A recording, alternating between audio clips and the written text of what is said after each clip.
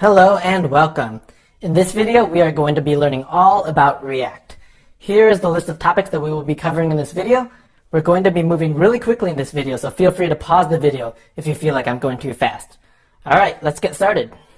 Alright, first, let's talk about the key features of React that make it worth using. First, it's declarative, which basically means that it's state-based. This means that you declare what state a component is in, and then it'll figure out how to render based upon that state. So React components are really predictable. You know exactly how it's going to be rendering based upon what you put into it. Next, it's component-based, which makes it really scalable. This means that you can create self-contained components that can basically be dropped into other components, and these components maintain their own state, so they're self-contained. So this helps you prevent your code from getting really unwieldy and enormous by creating these smaller, composable components. And third, React is really unopinionated, which basically means that it's just the view layer, which means that you can incrementally put it into your project without needing to revamp the whole thing. And because it's just the view layer, it's really small and isolated, which makes it fast and performant. Another reason why React is so fast is that it uses something called the virtual DOM. What the virtual DOM does is it takes the difference between two states of our application and makes only the minimum amount of change necessary to render those changes. Also, the virtual DOM allows us to not directly manipulate the DOM, which is really expensive, but rather our changes are made to the virtual DOM instead. Next, let's learn how to get started with and install React. Probably the best way to do this is to use Create React App, which is developed by Facebook itself. It has an enormous amount of stars, which means that it's extremely popular and tested. To use Create React App, let's just follow these instructions here. First, we need to do npx create react app my app, or we can name it whatever we want.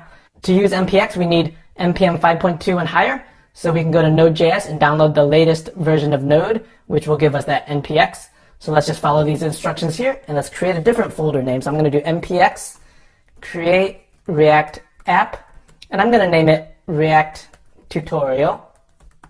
Press enter. It's going to install it and also install the dependencies, so it's going to take a little while. Let's just wait for that to finish. Now let's follow these instructions at the bottom of the screen right here. So we're going to do cd react tutorial, and then we're going to do yarn start, and that's going to automatically open up the React app in a browser window just like this. And so you see here we just have a boilerplate template right here, and we're ready to get started. Okay, now I've opened up the Create React App folder inside of my text editor. I'm going to be using Sublime Text, but you can use whatever text editor you want. Let's just take a look inside this folder to see what we have here. First, let's take a look at the index.js file. You'll see that here, this is where the app is actually rendered. You're rendering the component app onto the element root, which you can find at the index.html file, which is right here.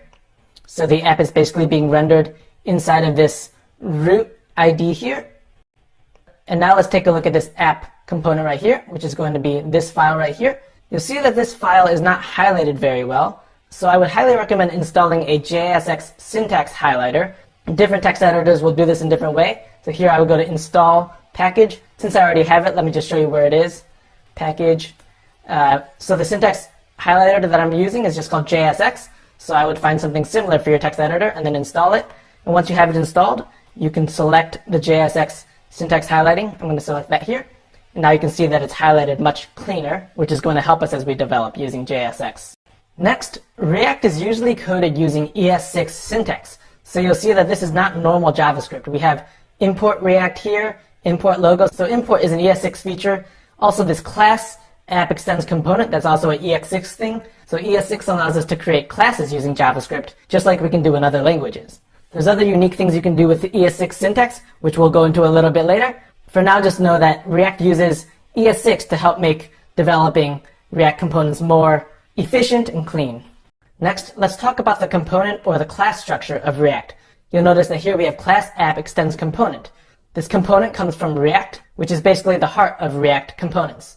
You'll see that inside of this component we have a render method which returns the element or the HTML that we are going to render in our app. So you'll see that here we have the image up here, the welcome to React, and the to get started, etc. To add on to a React component, we just basically add new methods, so we can create methods such as such as onClicks, etc. So to build out a component, we basically add new methods to it, and we'll go through all of the different methods that you can add onto React components.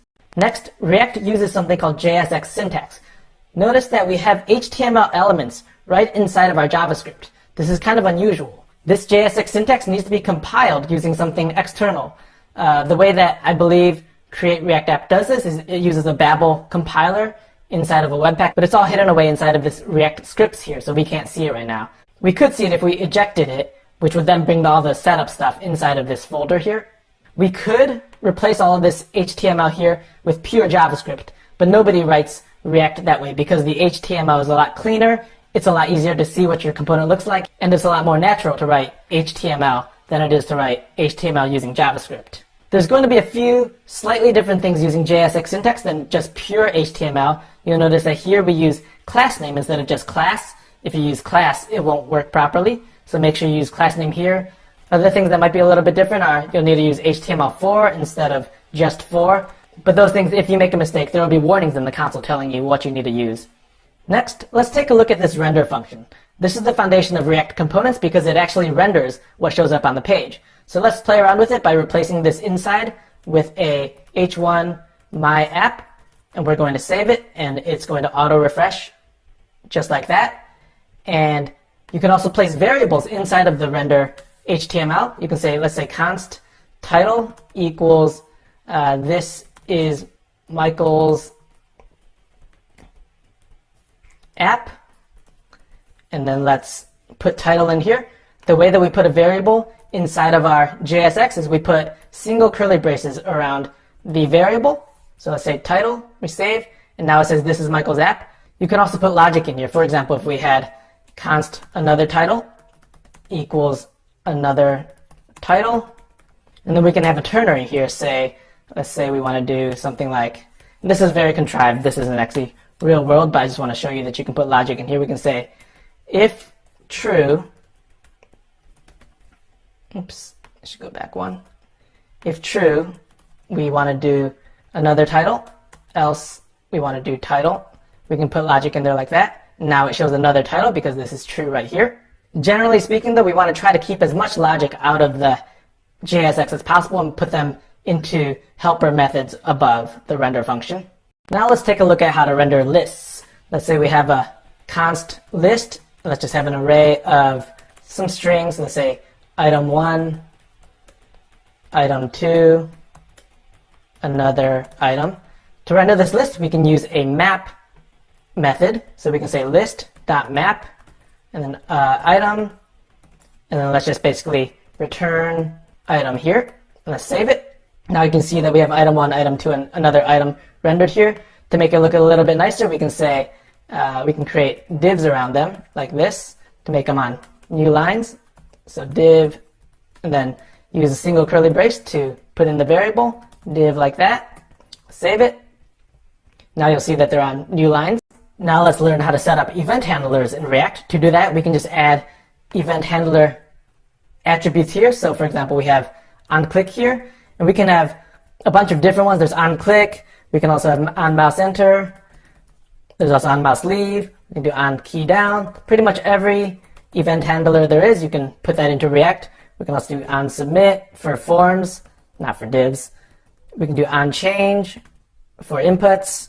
We can do onFocus for inputs, and so on. There's a huge list of things that we can do. So let's just try doing an onClick handler here. And so let's say when we click on an item, we're going to call the method this.onClick. And then let's define that method up here. Let's say onClick. And when we click on it, let's just say alert clicked. Save it. Let's click on one of these, and you'll see that the alert clicked shows up. And just for fun, let's just try another one. Let's try on mouse over, on mouse enter, or on mouse over. I think both of them work. Let's just replace both of these, on mouse enter, and then we're going to say mouse entered. Save it. Let's mouse enter it, and you'll see that the alert shows up correctly. Let's try a few event handlers with inputs. So let's create an input down here, and let's just say onChange. This.onChange. Let's put onChange up here, and then an event here, And then when it changes, let's console log out event.target.value, which is going to be the value of the input. Let's log that out to our console. I press Command Alt J here. Oh, and you'll see that each child in an array or iterator should have a unique key prop. So basically, whenever you render an array, you want to add a key prop like this. So we'll say key is going to be item here. It should be unique. So once we do that, that'll go away. So now let's change this input. We'll say hello. And you'll see that as I change it, it'll be logging out whatever I type here.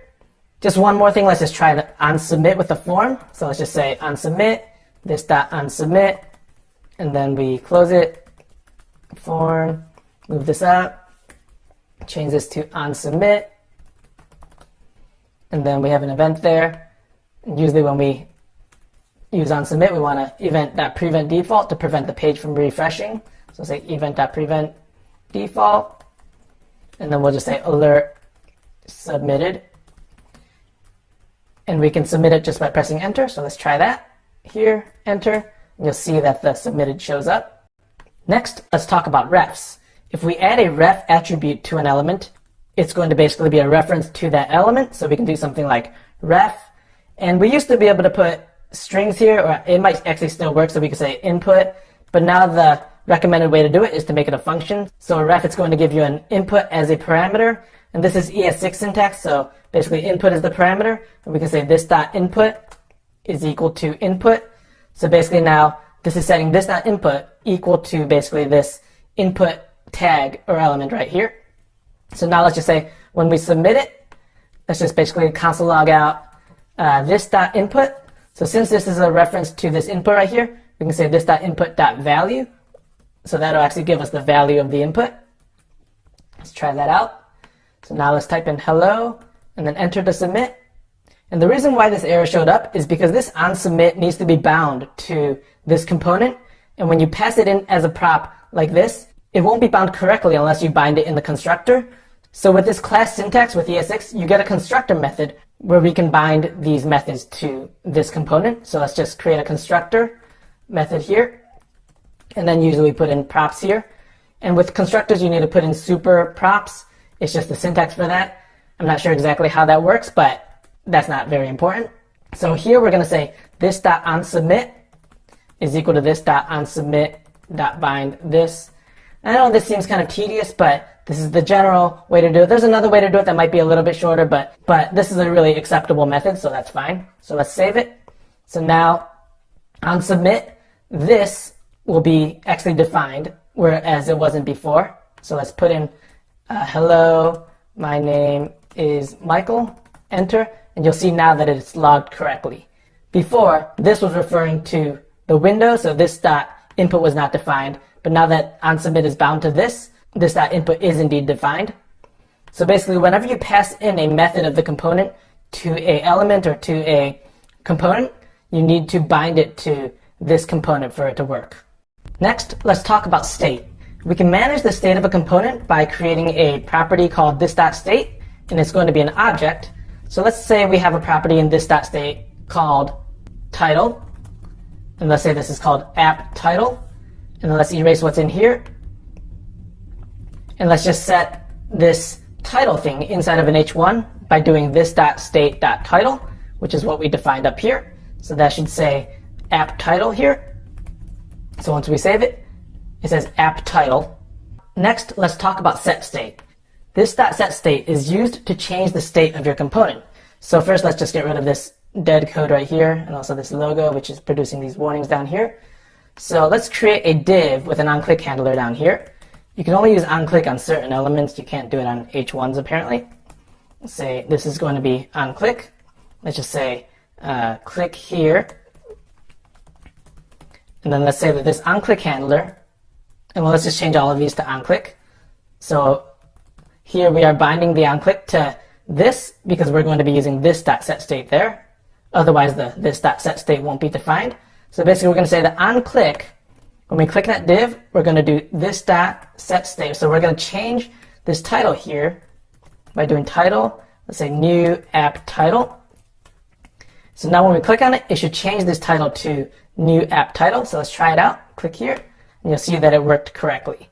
Once setState is called, it's going to see everything that's changed in the state of this component, and it's going to flow down to this render function. So anything that's different is going to be reflected in the new HTML here, which is going to be reflected in the browser. Next, let's talk about how to create and import components. Components are isolated, so they can be dropped into any other component easily. So first, let's create a new file here called myComponent.js. And in this component, let's just copy over what we have here. We're going to keep this as simple and basic as possible. Let's get rid of this CSS here, get rid of these methods here. And the render, let's just say the class name is component, and then the class will name this component here also. And let's just return a simple h1. This is a component that is dropped into another component. So now, right here, actually let's name this my component. Oops, just this and this, my component. And then here,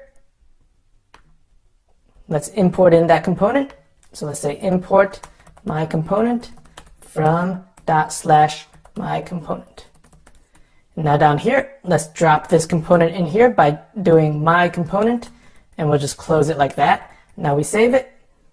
We'll see that the contents of that component were dropped into our app component, just like that. Components allow our app to be more scalable because it allows us to not allow this HTML here to grow into an enormous chunk of code that becomes really unmanageable.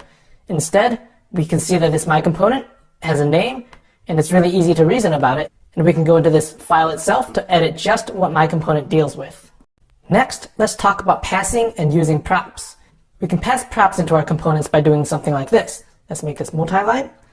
Let's pass in two different props. Let's say title is equal to, this is the component title. And let's just say name equals, let's just say Michael. And now in this component, we can access the props by doing something like title. Then we can say this dot props dot title.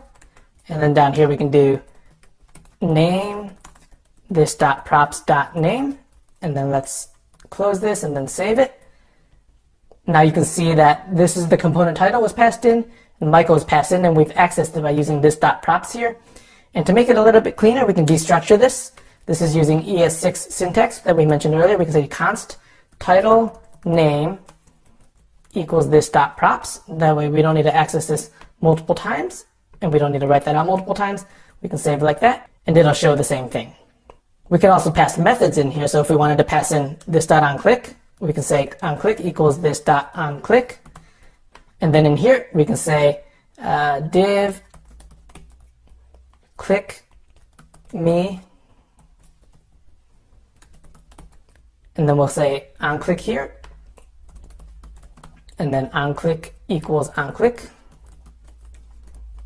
Now when we click on this, it should set our state to new app title. So let's try that.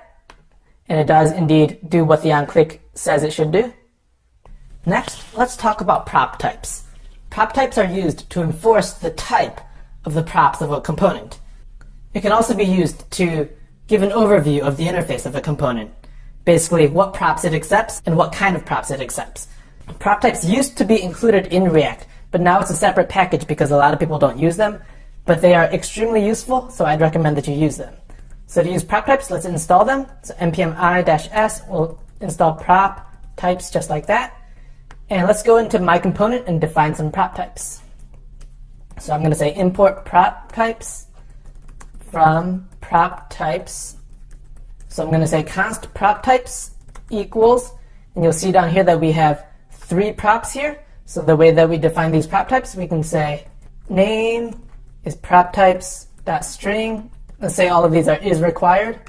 Well, let's change it up. Let's say not all of them are required. So let's say onClick is prop types dot func. Let's say that's not required. Let's say title prop types dot string, and it is required. And then down here we need to add prop types to our component. So we'll say my component dot prop types equals prop types. We'll save it, Now we'll see that nothing here has changed because all of these are fulfilled. Now let's go back to our app.js file. Now let's change one of these so it's not passing what the myComponent file is expecting. So let's change this to a number, save it. And you'll see here that there's a failed prop type, so it lets us know that we passed in the wrong type. And then let's maybe get rid of this name here, which is required. We'll save it, and we'll see that the prop name is marked as required, but its value is undefined. So prop types are a great way to help us to know when the requirements of a component is not being fulfilled correctly by the props that we're passing in. With prop types, there's a lot of different options that we can use.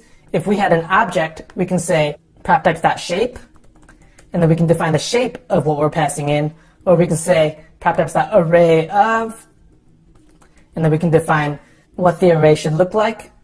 We can also do prop types.any to say that any kind of prop is acceptable. Next, default props. We can also set default props for a component by defining a constant here called default props. And let's say we want to set the default name to default name of app. And then let's add it down here, myComponent.default props equals default props. And then let's save it. So now, even though we're not passing in a name from our app.js file here, remember we deleted that, we set the default name prop to be default name of app, and it's showing up here now. So default props are just a great way to define the default settings of a particular component. Next, we can also update our props. So let's get rid of this top part here and just have our component here. And let's say that our name, let's change it to initial name. And let's change this title back to something that is correct. Let's just say initial title.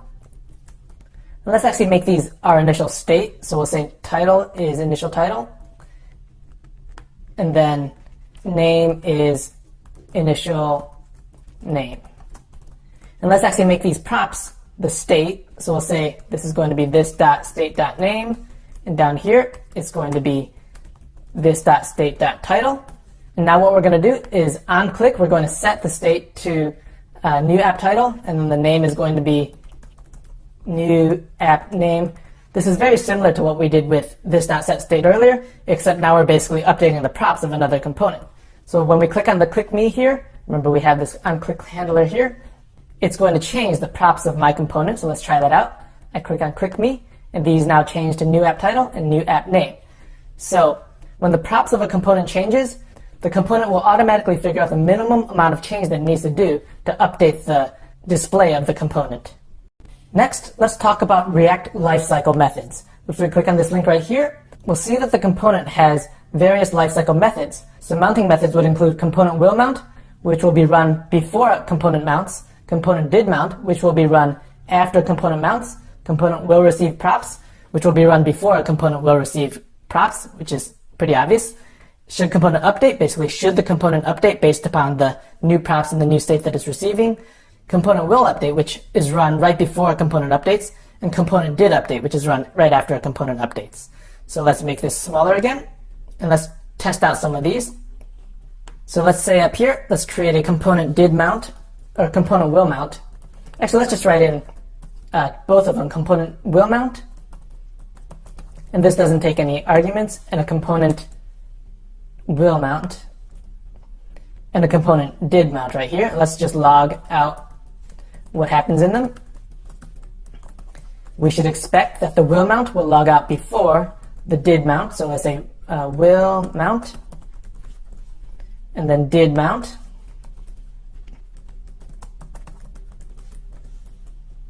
Let's refresh. So the will mount showed up before the did mount. Component will mount's a good place to make some AJAX requests so that you can get the data before the component mounts. Component did mount is a good way to maybe focus a field after the component loads. Now let's try some other ones. Let's try component will update.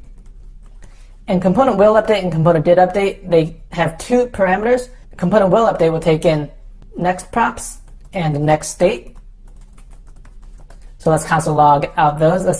Let's console log out this.props, this.state, next props, and next state. And then we'll click our button to see the difference. So when I do click me, we can see that the previous props were initial name, and the previous state was null. The next state was the new app name and the new app title, which we can see in here now. If we did component did update, this will change to prev props and prev state. So let's change these. Prev. Let's just try the same thing. It should be flipped around now.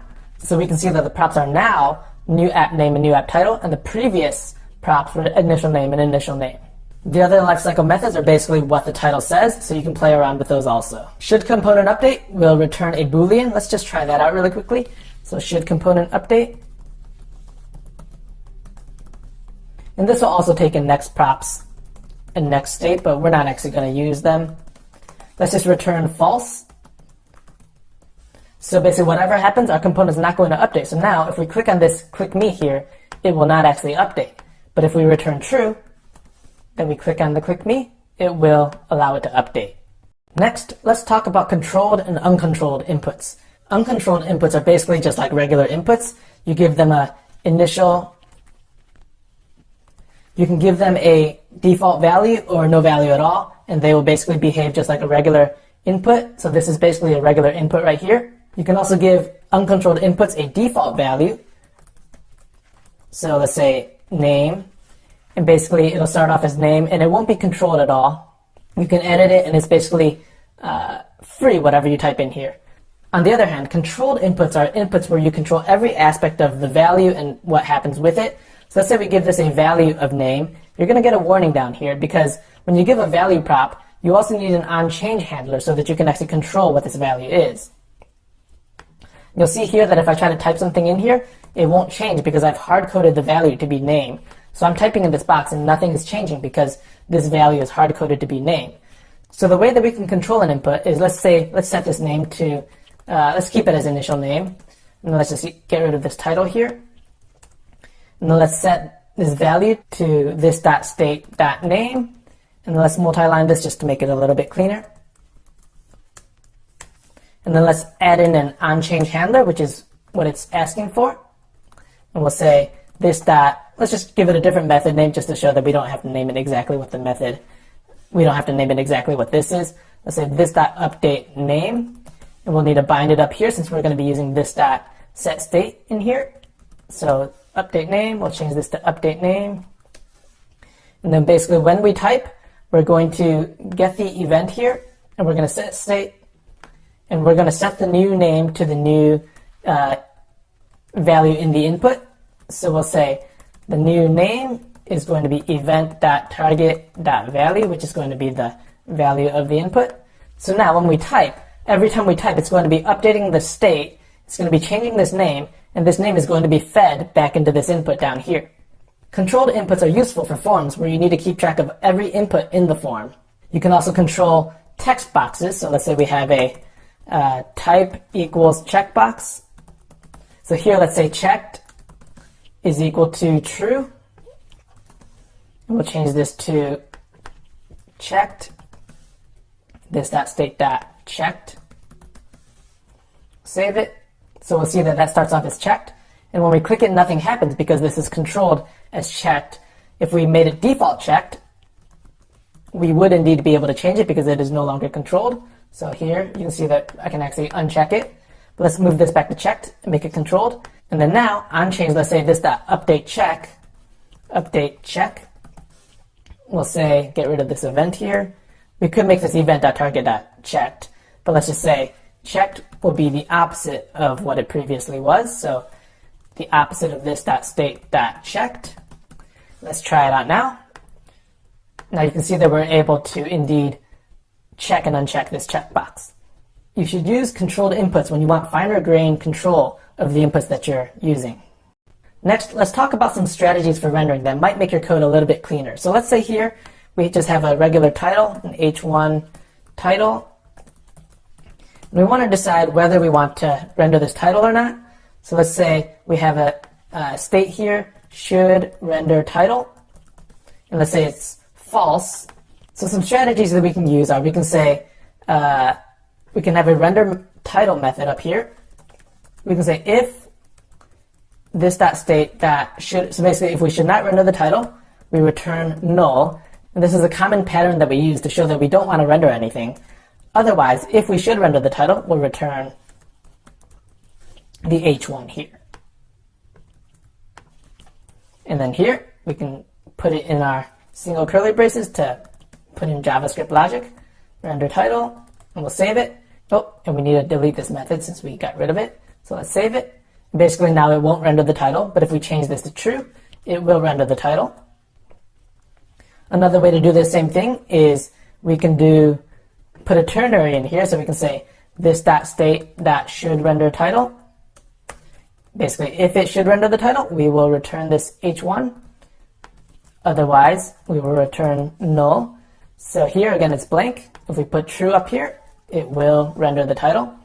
And these are just some tricks for rendering to make your code cleaner. You can choose which one you like better.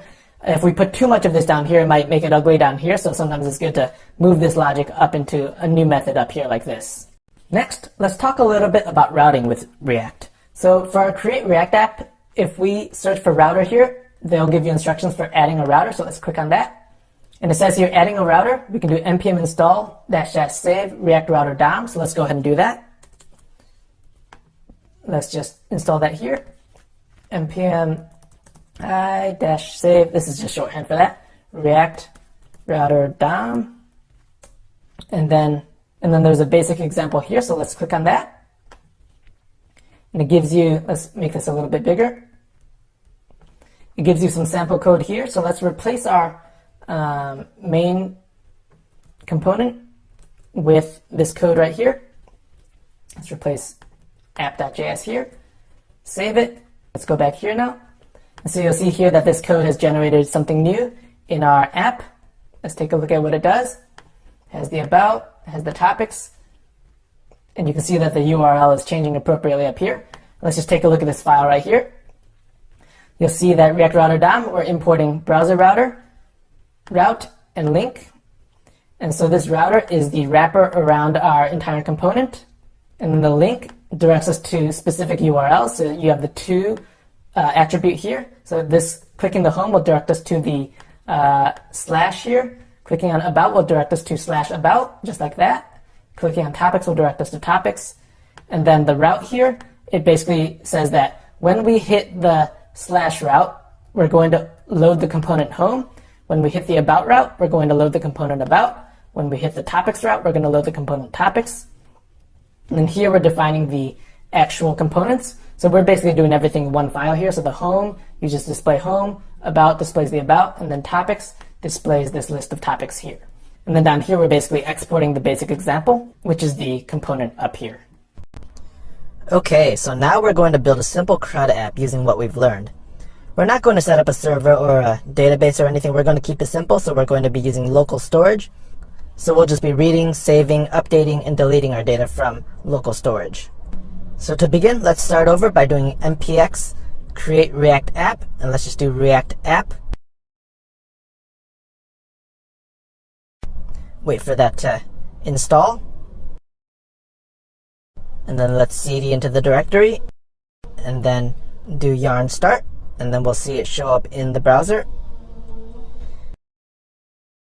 And now let's open up our folder for React app. So the first thing we're going to do is initiate our database, or in our case, local storage, with some initial products. So let's do local storage.setItem products. And then let's actually define our initial products above. So let's create an array with some products.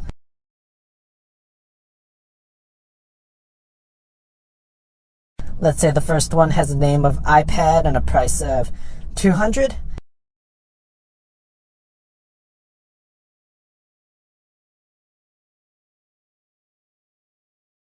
And the second one has a name of iPhone with a price of $650.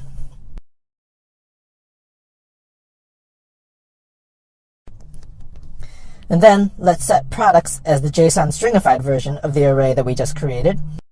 Now let's delete this boilerplate code and just type in a title for our app. Let's say Products Manager.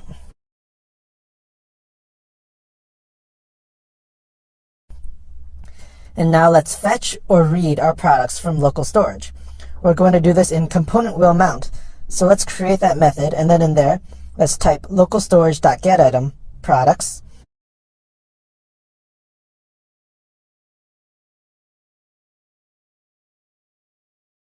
And then let's set that to a constant called products. And then let's console log that out to make sure we're getting it correctly, and we see that we are. But that's the JSON stringified version, so we'll need to do JSON parse to get it in the JavaScript version. And now we see that products is a proper JavaScript array. Now let's create our state that we're going to store this array in. And then, instead of reading and writing to local storage all the time, let's just interact with the state to make things simpler. Just know that whenever we interact with the state, we can also write code to store the new state into local storage, or whatever database you want to use. So let's create a constructor method.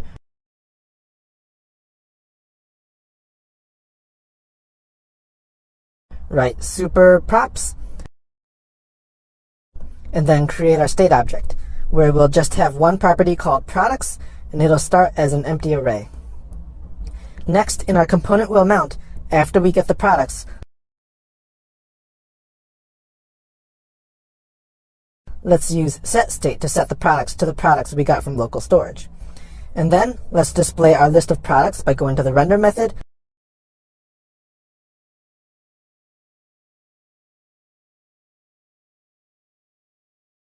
And then in single curly braces, we'll type this.state.products.map, then product, then an arrow for a function in ES6 syntax. And then for each product, we'll return a div with a key of product.name.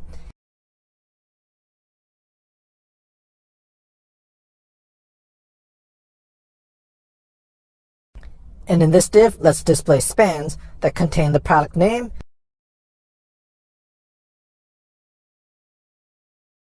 and the product price.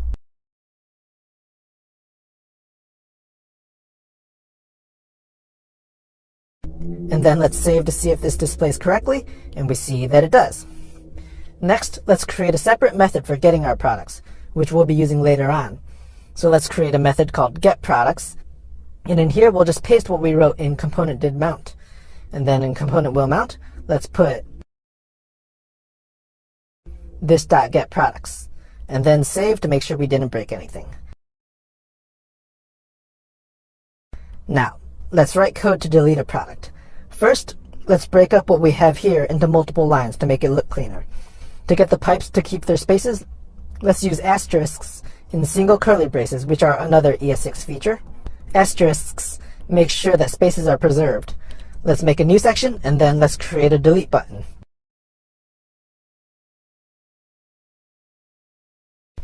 Now, we're going to want to pass the name of the product we want to delete into our delete event handler. We could bind that name to the event handler in this file, but binding to methods in the render method isn't best practice, since that bound method would be recreated every time the state changes. So we're going to actually create a new component that has a self-contained state with a single product's name and price. So let's create a new file called productitem.js.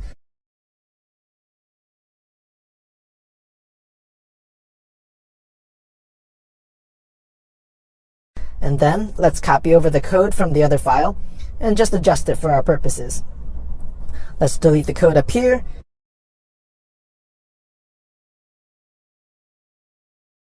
Delete the methods. And then let's copy over just the code for rendering the individual product. Let's replace the render here with that code.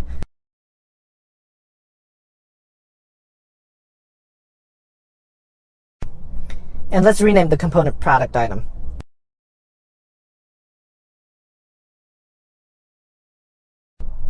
Let's delete the key in here, and then let's get the name and the price from the props.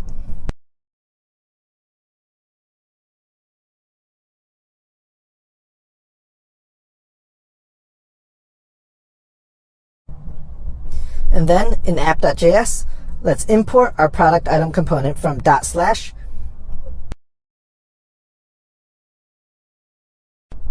and let's actually rename our file using Pascal case.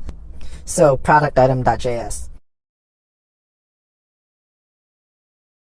and then import from product item. Next, let's replace the code down here with our product item component.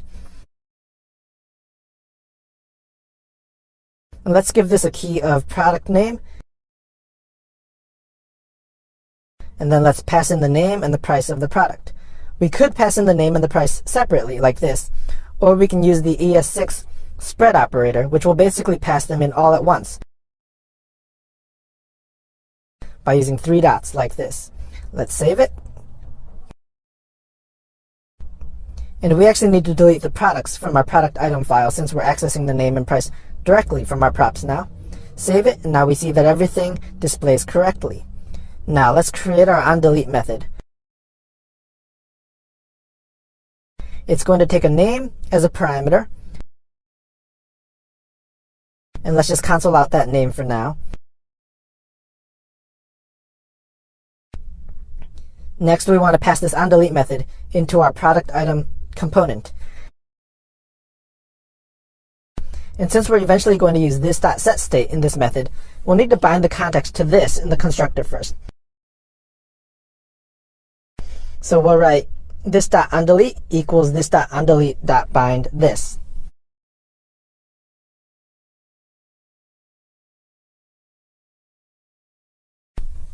Next, let's define the onDelete from the props. And then let's create a click handler for the delete button. Let's actually make it refer to an onDelete method in this file to avoid having to bind anything in the render method. So let's do onClick equals this.onDelete, and then let's bind this method in the constructor again.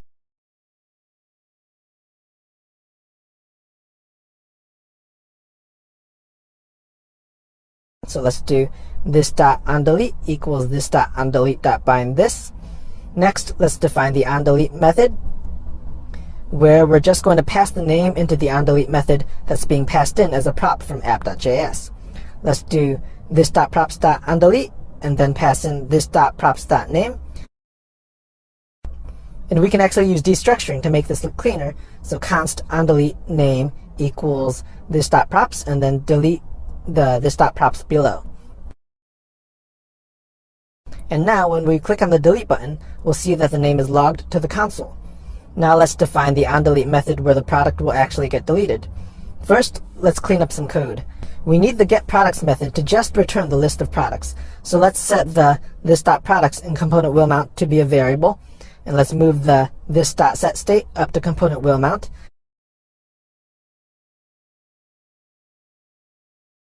And then in getProducts, let's return the list of products. And then in onDelete, let's do products equals this.getProducts.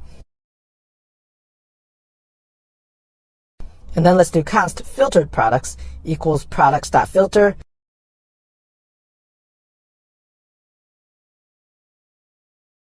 And then for each product, we only want the ones that don't match the name of the product we clicked to delete.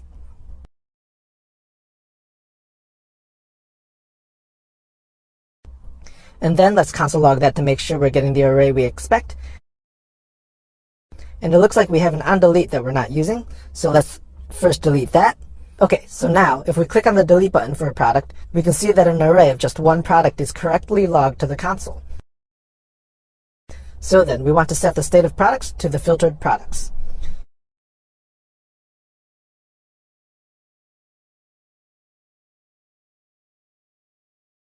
And we actually want our getProducts to return the products from the state instead of from local storage, which we aren't actually updating in our app. So let's do a little bit of refactoring. Let's have our initial state in our constructor be directly from local storage.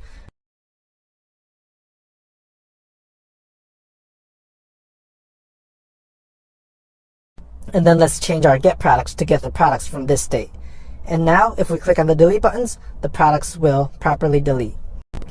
Now, let's write code to add a product to our list. Let's first create an onAdd method. And then let's create a new component for adding a product. Let's click New File, and then let's name this file additem.js. And then let's copy over the code from our other file to start us off. Let's delete everything we don't need.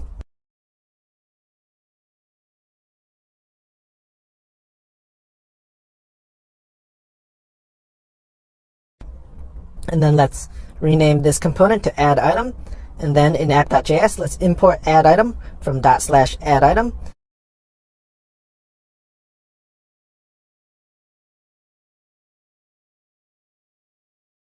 And then let's add this component to the render method in app.js.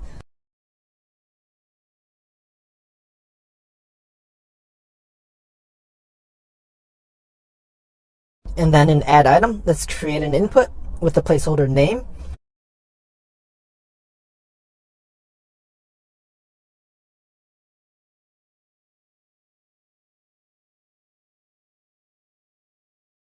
Let's give it a title of add product.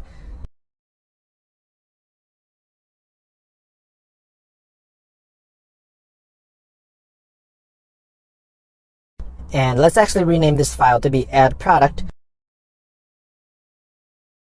And then change all of the names we just typed to be also add product. Then let's go back to our add product file.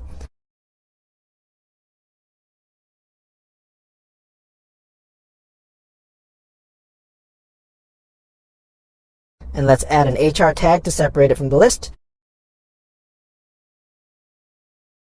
And then let's add another input for the price. And let's change the placeholder to be price here. And then let's add a button that says add. And let's actually change the surrounding divs to be forms so we can submit this by pressing enter. Now let's go back to app.js and pass the onAdd method as a prop into the add product component.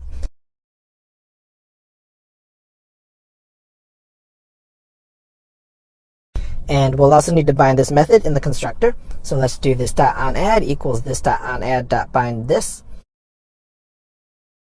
And then for the onAdd method, we need the name and the price of the product we want to add.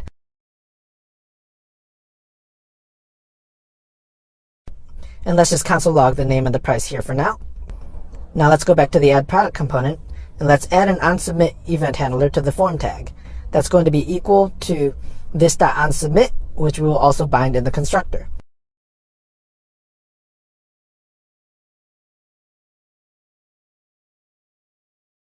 So let's do this .onSubmit equals this .onSubmit.bind this. And then let's create the onSubmit method. It'll take an event. And we'll want to first do event.preventDefault to prevent the page from refreshing. And next, we want to get the value of the name and the price in the inputs. To do that, we'll add ref attributes to the inputs. So we'll do ref equals name input, and then this .name input equals name input.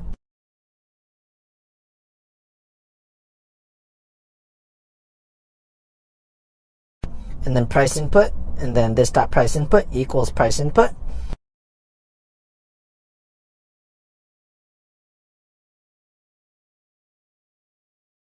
And then back to onSubmit, let's log out this .name.value and this .price.value just to make sure that we're getting these correctly. And let's type some things in our inputs, press enter, and we see that the name and the price are properly logged to the console. Now in onSubmit, let's call this .props.onSubmit with the name and the price. And then back in app.js, let's actually add the product to the state by first doing const products equals this .get products, and then let's do products.push, and then we'll add an object with the name and price of the product.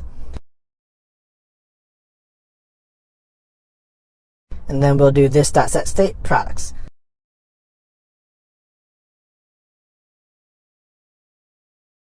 So now, if we enter stuff into the inputs like this, and then press enter, the product will be added to the list. And we can also add another product, and that works too.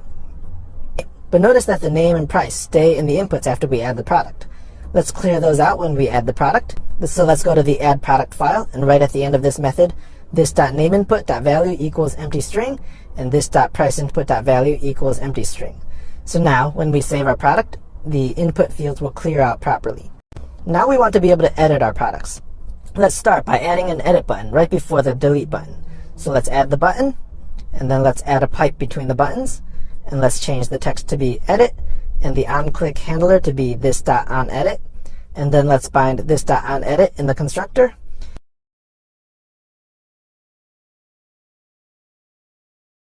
And now let's add an isEditState property to the product item component. This property will tell us whether we are in edit mode or normal view mode. And let's default isEdit to false. And now let's create the onEdit method. Here we'll set isEdit to true.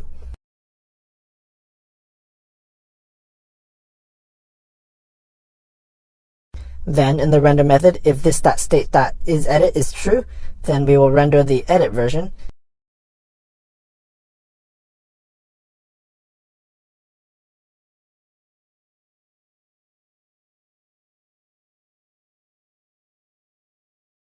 If it's not true, we'll just render what we currently have.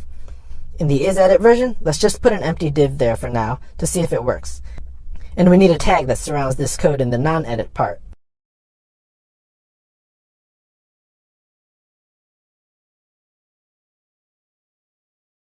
And now, when we click on the edit button, the product will become an empty div.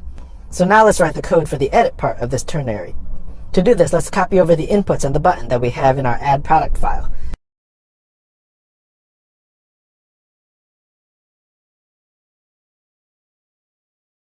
And let's change the button text to be save. So now, when we click the edit button, the inputs and save button will show up. And let's actually turn this into a form so we can submit it with enter.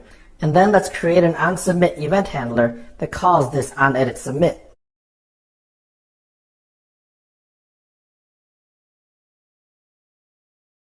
Then let's bind this.onEditSubmit in the constructor. So this.onEditSubmit equals this.onEditSubmit.bind this. And then let's create the onEditSubmit method. Let's copy the onEdit method. Then let's do event.preventDefault.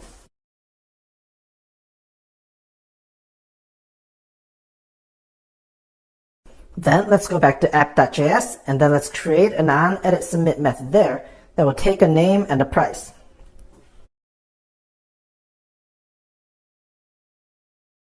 And let's also bind this method in the constructor. So this.onEditSubmit equals this.onEditSubmit.bind this. And then let's pass this.onEditSubmit into the product item component.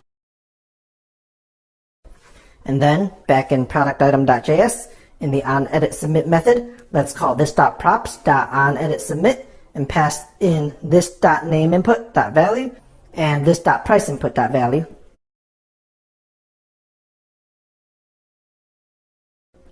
And then in app.js, let's console log the name and the value. And then let's click edit in the browser, enter things into the text boxes, press enter, and we see that the name and value are properly logged to the console. Next, let's set the default value of the text boxes by going back to productitem.js and adding value attributes to the text boxes. So we'll have value equals name and value equals price. And now when we click edit, the name and price inputs will be defaulted to the product's name and price. But remember, if we use value, we also need to include an onChange event handler to make it a controlled input. So let's just keep our inputs uncontrolled. Let's change the value attributes to be default value. And now when we click edit, the warning in the console won't appear.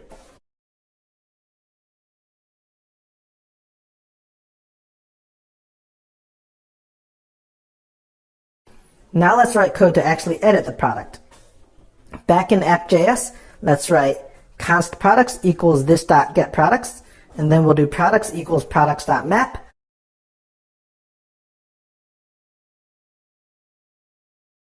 And then for each product, we'll say that if the product name equals the name we pass in, then we'll set the product name and price to the new values in the inputs. So product.name equals name and product.price equals price. And then we'll save it with this.setState products. And since we're actually mutating the products variable, we need to change the const to a let. And since we're using map, we need to return the product at the end of the function.